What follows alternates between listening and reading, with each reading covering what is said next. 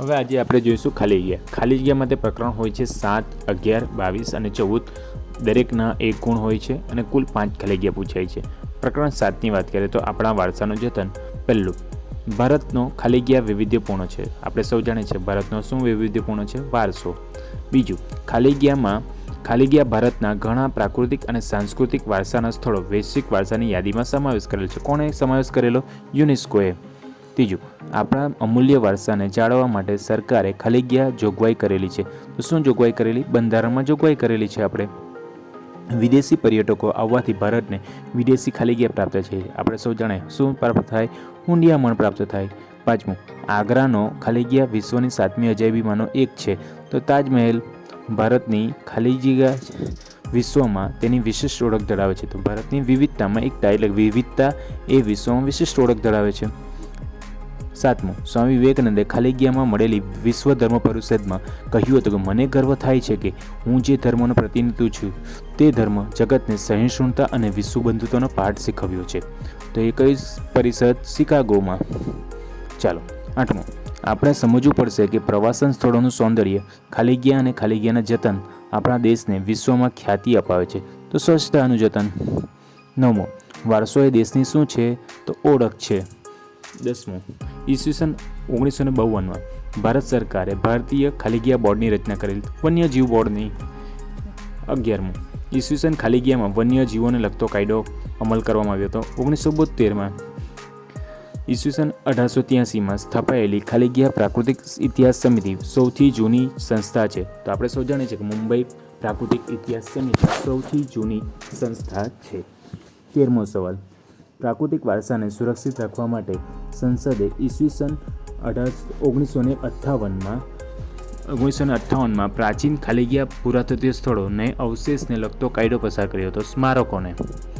14મું, કેન્દ્ર સરકારે મહત્વના સ્થળોને રાષ્ટ્રીય સ્મારક તરીકે જાહેર કર્યા છે. કેન્દ્ર સરકારે મહત્વના ખાલી જગ્યા સ્થળોને રાષ્ટ્રીય સ્મારક તરીકે જાહેર કર્યા તો ઐતિહાસિક સ્થળોને. 15, ખાલી જગ્યા રિફાઇનરી પરિણામે આગ્રાના તાજમહેલના શ્વેત સંગેમરમર એટલે કે આરસ બહારના પથ્થર ઝાંખા અને પીળા પડી ગયા છે. તો મથુરા રિફાઇનરીને કારણે. 16મું, રાષ્ટ્રીય સંગ્રહાલયમાં ખાલી જગ્યા આવેલું છે. રાષ્ટ્રીય સંગ્રહાલય ખાલી જગ્યામાં આવેલું છે તો દિલ્હીમાં આવેલું છે. ભારતીય સંગ્રહાલય ક્યાં આવેલું છે? કોલકાતા. 18મું, સાલારગંજ સંગ્રહાલયમાં ખાલી જગ્યામાં આવેલું છે. સાલારગંજ સંગ્રહાલય હૈદરાબાદમાં આવેલું. 19મો, રાષ્ટ્રીય માનવ સંગ્રહાલય ખાલી જગ્યા ખાતે આવેલું છે. ભોપાલ. પછી 20મો સવાલ, દાલભાઈ દલપતભાઈ સંગ્રહાલય ખાલી જગ્યા શહેરમાં આવેલું. અમદાવાદ.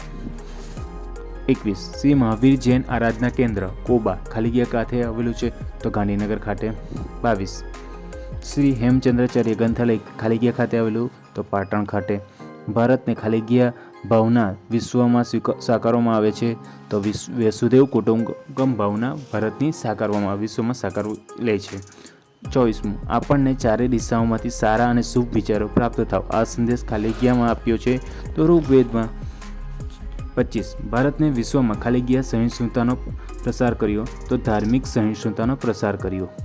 સ્વામી ખાલી જગ્યાએ અમેરિકાના શિકાગો શહેરમાં મળેલી વિશ્વ ધર્મ પરિષદમાં હાજરી આપી હતી. તો સ્વામી વિવેકાનંદે. ભારત એક ખાલી જગ્યા દેશ છે. તો બિન સાંપ્રદાયિક દેશ છે. પ્રાચીન ભારતના જ્યોતિધરોએ સમગ્ર દેશને ખાલી જગ્યા એવું વિશાળ નામ આપ્યું હતું. તો ભારત વર્ષ. દેશની પવિત્ર ગણાતી ખાલી જગ્યા નદીઓને સમાવેશ ભારતમાં રચાયેલી પ્રાર્થનાઓમાં સમાવેશ થાય છે. તો કેટલી નદી? 7. ખાલી જગ્યામાં એકતા એ ભારતીય સંસ્કૃતિની આગવી વિશેષતા છે. તો વિવિધતામાં એકતા. ભારત વિવિધ લોકો ખાલી જગ્યાની ભાવના પોતાનું જીવન જીવે છે. તો સહઅસ્તિત્વનું ભાવના. 32, ઈસવીસન ખાલી જગ્યામાં ભારત સરકારે ભારતીય વન્યજીવો બોર્ડની રચના કરી હતી. તો ભારતીય વન્યજીવોની બોર્ડની રચના 1952માં. પ્રકરણ 11ની વાત કરીએ. ભારત જળ સંસાધન. પહેલું, જળ સ્ત્રોતનો મુખ્ય પ્રકાર કેટલા? 3. નદી, સરોવર, ઝરણા અને કૂવા આ બધા સ્ત્રોત કયા? તો વૃષ્ટિજળ.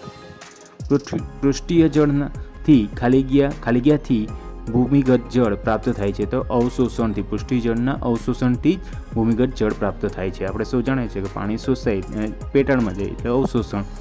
4, ભારતમાં તળાવો દ્વારા થતી સિંચાઈ પૂર્વ અને ખાલીગીયાના રાજ્યોમાં વધારે થાય છે તો દક્ષિણના. 5મો, જળ સંસાધનના બધા જ સ્ત્રોત ખાલીગીયાને આભારી છે. વૃષ્ટિને જળ એ ખાલીગીયા થકી મળેલ અનમોલ ભેટ છે, કુદરત થકી.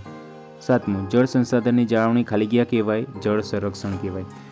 મેઘરજના પાણીના પોકાર વચ્ચે બેડજની ખાલીગીયા વીંગા જમીનમાં ઉનાળુ પાક લહેરાય છે તો 136 વીંગા જમીનમાં ઉનાળુ પાક લહેરાય છે. જળ એ ખાલીગીયા સંસાધન છે, અમર્યાદિત સંસાધન. પૃથ્વી પર જળ સંસાધનનો મુખ્ય સ્ત્રોત વૃષ્ટિ. વૃષ્ટિ એ જળનો મુખ્ય સ્ત્રોત તો નદીઓ. આ ધ્યાન રાખવો બંનેમાં. ભૂમિગત જળનો સ્ત્રોત કેવો છે, જથ્થો કેવો છે, અમર્યાદિત. ભારતમાં ઉત્તરના મેદાનના વિસ્તારમાં ખાલીગીયા ટકા ભૂમિગત જળ છે તો 42%. ભૂમિગત જળનો સૌથી વધુ ઉપયોગ સિંચાઈ માટે થાય છે. ભારત લગભગ ખાલીગીયા ટકા જળ સિંચાઈ માટે ઉપયોગી છે, 84%. 1 કિલો ઘઉંનું ઉત્પાદન કરવા માટે લગભગ કેટલા લીટર પાણીની જરૂર પડે તો 1500. ભારતમાં 2જી સદીમાં ખાલીગીયા નદીઓમાંથી ગ્રાન્ડ એનિકટ એટલે કે ભવ્ય બંધ નામની નહેરનું નિર્માણ થયું હતું તો કાવેરી નદી કારણે. બરાબર ને? ચાલો અગાડી. ઈસવીસન 1882માં ઉત્તર પ્રદેશના પૂર્વીય ખાલીગીયા નહેરનું નિર્માણ કરવામાં આવ્યું હતું, યમુના નહેરનું. ભારતમાં ખાલીગીયા સિંચાઈના મુખ્ય માધ્યમો છે તો કૂવા અને ટ્યુબવેલ. ભારતમાં સ્પષ્ટ વાવેતર ક્ષેત્ર લગભગ કેટલા ટકા સિંચાઈ થાય છે તો 38%. મિઝોરમમાં સ્પષ્ટ વાવેતર ક્ષેત્રમાં ખાલીગીયા ટકા વિસ્તારમાં સિંચાઈ ક્ષેત્ર જોવા મળે તો 7.3. પંજાબ સિંચાઈ ક્ષેત્રનું પ્રમાણ ખાલીગીયા ટકા છે તો 90.8. ભાખલા નાંગલ યોજના ખાલીગીયા નદી પર આવેલી છે તો સતલુજ. પંજાબ, હરિયાણા અને રાજસ્થાન ખાલીગીયા યોજનાનો લાભ મળે છે, ભાખલા નાંગલનો. બરાબર ને? બિહાર રાજ્યને ખાલીગીયા યોજનાનો લાભ મળે તો કોસી. ઝારખંડ અને પશ્ચિમ બંગાળ રાજ્યને તો દામોદર યોજનાનો લાભ મળે.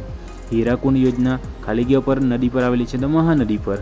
ઓડિશા રાજ્યને ખાલીગીયા યોજનાનો લાભ મળે તો હીરાકુંડ યોજનાનો. મધ્યપ્રદેશ અને રાજસ્થાન રાજ્યોને ખાલીગીયા યોજનાનો લાભ મળે તો દામોદર ખીણનો. નાગાર્જુન સાગર યોજના ખાલીગીયા નદી પર આવેલી છે તો કૃષ્ણા નદી પર આવેલી.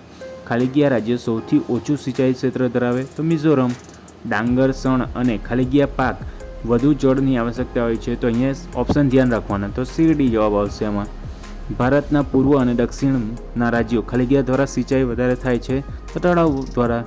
દેશના સઘન સિંચાઈ ક્ષેત્રોમાં ખાલીગીયાનો ક્ષેત્રનો સમાવેશ થતો નથી. અહીંયા પણ ઓપ્શન ધ્યાન રાખવું તો આપણે સૌ જાણીએ છીએ કે સઘન ક્ષેત્રમાં બિહાર અને ગુજરાત રાજ્યોનો સમાવેશ થતો નથી. સ્વતંત્રતા પછી ભારતમાં કુલ સિંચાઈ ક્ષેત્ર લગભગ ખાલીગીયા ઘણું વધી ગયું છે તો આપણે સૌ જાણીએ છીએ કેટલા ઘણું વધી ગયું, 4 ગણું. ભારતમાં ખાલીગીયા રાજ્યમાં સૌથી વધારે સિંચાઈ ક્ષેત્ર જોવા મળે છે તો પંજાબ. આજે પણ ભારતમાં ખાલીગીયા ટકા શહેરોમાં પેયજળની તીવ્રતા અછત છે, 8%. દેશના લગભગ ખાલીગીયા ટકા ગામો આજે પણ સ્વચ્છ પેયજળની ઉપલબ્ધ કરવાનું કામ બાકી છે તો 50%. 39મો સવાલ. ભારતમાં ખાલીગીયા કૃષિ ક્ષેત્રો હજુ પણ વરસાદ પર આધાર રાખે છે તો 2/3 જેટલા. 40મો. કૃષિ ઉપરાંત ભારતમાં ખાલીગીયામાં પાણીનો અનિયંત્રિત ઉપયોગ થાય છે તો ઉદ્યોગોમાં સૌથી વધારે, કૃષિ પછી. બરાબર? પ્રકરણ 12. પ્રકૃતિમાં પોષણ વ્યવસ્થા. પ્રકૃતિમાં પોષણ વ્યવસ્થા. પહેલી ખાલીગીયા વનસ્પતિને જળ ઉપલબ્ધ કરાવે છે તો કુદરત. કોઈ પણ તત્વ પોતાની સ્થિતિમાં પાછું આવી જાય એનો ખાલીગીયા નિયમ છે તો પ્રાકૃતિક નિયમ છે. સૂકા છોડને સળગાવવાથી ધુમાડામાં ખાલીગીયા સ્વરૂપમાં હવા ચાલ્યો જાય છે તો કાર્બન ડાયોક્સાઇડ હવામાં ચાલ્યો જાય છે. બરાબર? ધ્યાન રાખો, સૂકા છોડને સળગાવવાથી કયો ધુમાડો નીકળે તો કાર્બન ડાયોક્સાઇડ વાયુ. ચક્રવાતથી ખાલીગીયા ખેતીમાં પાકોને વધુ નુકસાન થાય છે તો ચક્રવાતથી રાસાયણિક ખેતીના પાકોને વધારે નુકસાન થાય છે. પદ્મશ્રી સુભાષ પાલેકર પ્રકૃતિની વ્યવસ્થાઓને ખાલીગીયા પ્રકારે વર્ગીકૃત કરી છે તો 4 પ્રકારે. વરસાદનું પાણી ખાલીગીયા શક્તિ દ્વારા ભૂમિજળના સ્વરૂપમાં સંગ્રહાય છે તો ગુરુત્વાકર્ષણ બળના કારણે.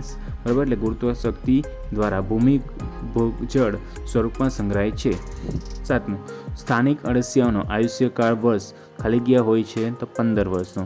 સ્થાનિક અળસિયાની વિશેષતા એટલે હંગારની ખાલીગીયાથી સમૃદ્ધિ હોય છે તો ખનિજથી સમૃદ્ધિ હોય છે. 14મું ચેપ્ટરમાંથી એટલે કે પરિવહન, સંદેશાવ્યવહાર અને વ્યાપાર ચેપ્ટર.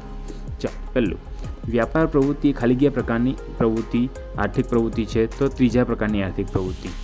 ભારતમાં સમ્રાટ ખાલીગીયાએ અને ખાલીગીયા ચંદ્રગુપ્ત મૌર્યના સમયમાં રાજમાર્ગોની જાળ પથરાઈ હતી તો કયા સમ્રાટે તો અશોક અને ચંદ્રગુપ્ત મૌર્યે રાજમાર્ગોની ઝાડ પથરાઈ હતી. ત્રીજું, ભારતની સડક પ્રણાલી ખાલી ગયા અને ચીન પછી બીજી મોટીમાં મોટી પ્રણાલીમાંનો એક છે તો USA. બરાબર, ભારતની સડક પ્રણાલી USA, ચીન પછી ત્રીજા નંબરની આવે. બરાબર, દેશમાં કુલ પરિવહનના ખાલી ટકા સડકો છે તો 83% સડકો છે. ભારતીય સડકોનું વર્ગીકરણ કેટલા પ્રકારે થાય છે તો 5 પ્રકારે. સ્વર્ણિમ ચતુર્ભુજ યોજના અંતર્ગત દિલ્હી, મુંબઈ, ચેન્નઈ અને કયા 4 રાજ્યોને મહાનગર જોડતી યોજના છે તો કલકત્તા, દિલ્હી, મુંબઈ, ચેન્નઈ, કોલકાતા. સ્વર્ણિમ ભુજ ચોટો યોજના યાદ રાખવાનું. ખાલી ગયા લેનવાળા એક્સપ્રેસ હાઈવે પર વિના અવરોધે વાહનો ચલાવી શકાય છે તો 4 થી 6 લેનવાળા પર. રાત્રિ સમયે વાહન ચલાવતી વખતે આવશ્યક હોય ત્યારે ખાલી ગયાનો ઉપયોગ કરવો જોઈએ, ડીપરનો. દ્વિચક્રી વાહનોએ ખાલી ગયા પહેરીને વાહન ચલાવવું જોઈએ, હેલ્મેટ. ભારતમાં ખાલી ગયા પ્રકારના રેલમાર્ગ જોવા મળે છે તો આપણે સૌ જાણીએ 3 પ્રકારના. ગંગાના મેદાન પ્રદેશમાં ખાલી ગયા અને વસ્તીઓના કારણે રેલ માર્ગ મોટા પ્રમાણમાં જોવા મળે છે તો ખેત પેદાશોને કારણે. નદી માર્ગોની દ્રષ્ટિએ પશ્ચિમ બંગાળ, અસમ, તમિલનાડુ અને ખાલી ગયા રાજ્યો મહત્વના છે, બિહાર. રાષ્ટ્રીય જળમાર્ગ 1 ગંગા નદી પર, રાષ્ટ્રીય જળમાર્ગ 2 બ્રહ્મપુત્ર નદી પર, રાષ્ટ્રીય જળમાર્ગ 3 પશ્ચિમ કિનારાની નહેર પર, રાષ્ટ્રીય જળમાર્ગ 4 ગોદાવરી કૃષ્ણા નદી પર. ગુજરાતમાં ખાલી ગયા 12 માસ ખુલ્લું રહેતું બંદર પોરબંદર. પરિવહન માર્ગમાં ખાલી ગયા પરિવહન સૌથી ઝડપી પરંતુ ખર્ચાળ હવાઈ માર્ગ. ભારતમાં લગભગ 12 માસ હવાઈ ઉડ્ડયનને અનુકૂળ ખાલી ગયા રહે છે તો હવામાન રહે છે, તાપમાન નહીં આવે, ધ્યાન રાખજો.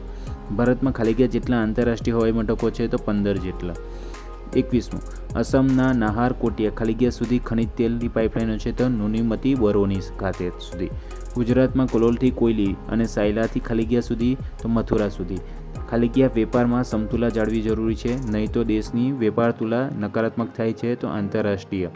જો દેશમાં નિકાસ કરતાં આયાત વધે તો વેપાર તુલા ખાલી ગયા ગણાય તો નકારાત્મક ગણાય. ઈસવીસન 1991થી ખાલી ગયાની પ્રક્રિયા બાદ ભારતમાં આંતરરાષ્ટ્રીય વેપારમાં ઘણા જ બદલાવ આવ્યા છે તો ઉદારીકરણની પ્રક્રિયા બાદ. ખાલી ગયા લોકો સારા પર્વતારોહક હોય છે, ભોટિયા. રાષ્ટ્રીય ધોરીમાર્ગ 44 ખાલી ગયાથી કન્યાકુમારી સુધી છે, શ્રીનગરથી. 28 ખાલી ગયા દુર્ગમ ક્ષેત્રમાં સડકોનું નિર્માણ, તેના નિભાવી, બરફ હટાવી જેવા કાર્યો કરે છે તો સરહદી માર્ગ સંસ્થા. ખાલી ગયાને દ્રુત ગતિ માર્ગ કહેવાય છે તો એક્સપ્રેસ હાઈવે. દિબ્રુગઢ કન્યાકુમારીને જોડતો રેલમાર્ગ ભારતનો સૌથી લાંબો રેલમાર્ગ છે, જે ખાલી ગયા તરીકે જાણીતો છે તો વિવેક એક્સપ્રેસ તરીકે જાણીતો છે. બરાબર ને. ગુજરાતને આશરે ખાલી ગયા કિમી જેટલો દરિયા કિનારો છે તો 1600 કિમી, જે વધી ગયો છે હાલમાં.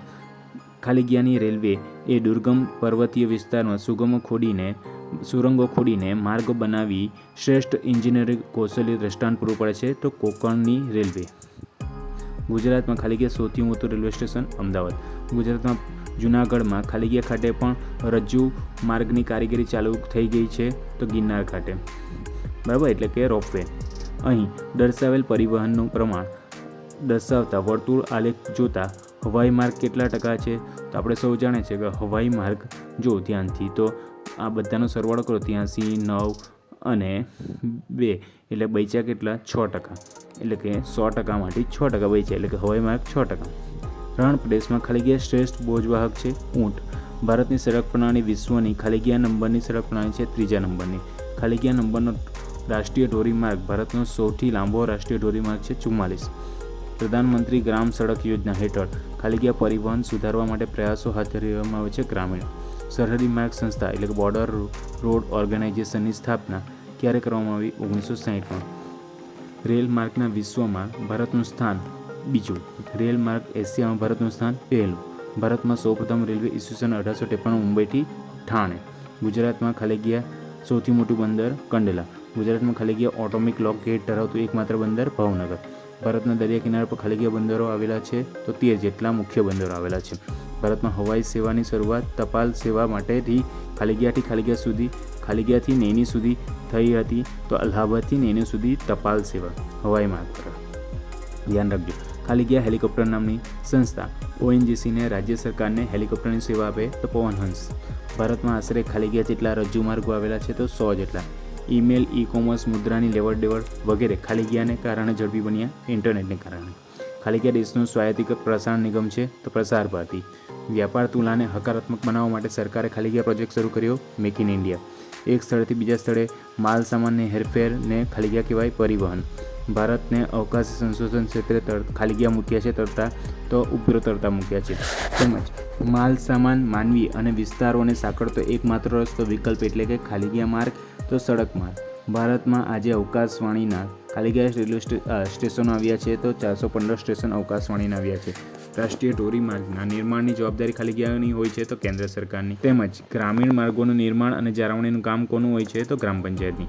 ગુજરાતમાં અમદાવાદથી ખાલી જગ્યા સુધી એક્સપ્રેસ હાઈવે છે તો વડોદરા. ભારતને લગભગ ખાલી જગ્યા કિમી દરિયા કિનારો લાંબો છે તો 7516, જે પણ વધ્યો છે. બરાબર. અવકાશવાણી દ્વારા ખાલી જગ્યા ભાષામાં કાર્યક્રમો પ્રસારિત થાય છે 23 ભાષામાં.